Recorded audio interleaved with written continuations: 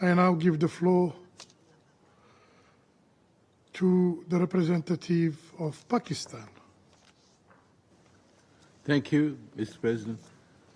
Mr. President, Pakistan thanks Algeria for convening this important briefing.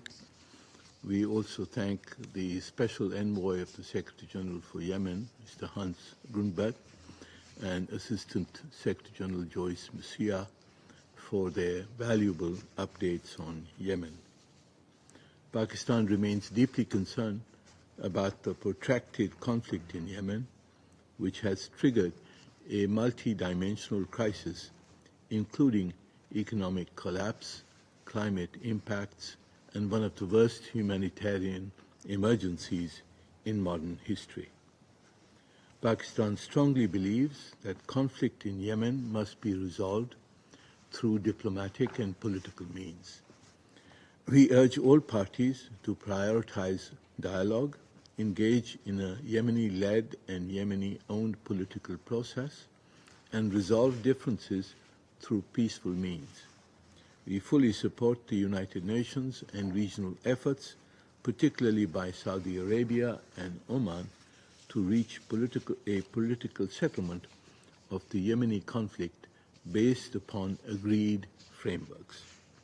Pakistan appreciates the significant progress made in December 2023 peace negotiations, which led to vital agreements between the parties to stop hostilities through a nationwide ceasefire, initiate economic revival, resume oil exports, and ensure the payment of public sector salaries.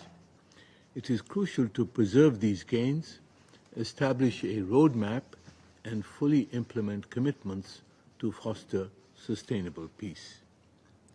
Mr. President, Pakistan is deeply concerned at the airstrikes on Yemen.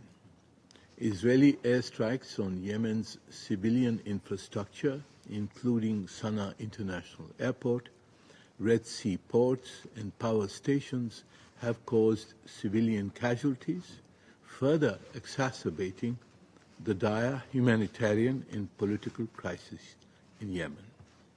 We are also deeply concerned over Houthi attacks on commercial and maritime vessels in the Red Sea, which threaten global trade, regional stability, and the environment.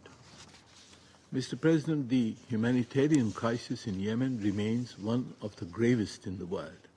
Nearly half the population, 17 million people, is facing severe food insecurity, with 3.5 million suffering from acute malnutrition.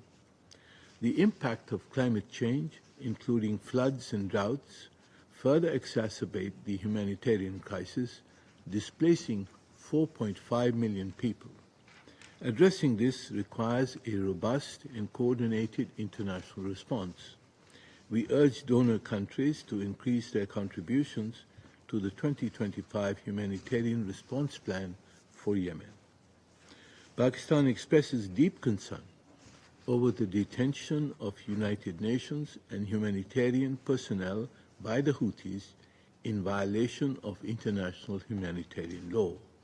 We echo the Secretary General's call for their immediate and unconditional release.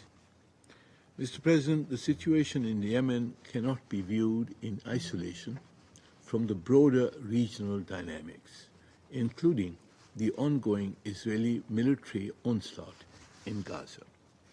The Security Council must remain united and take measures to promote a permanent ceasefire in Gaza and ensure de-escalation in the region.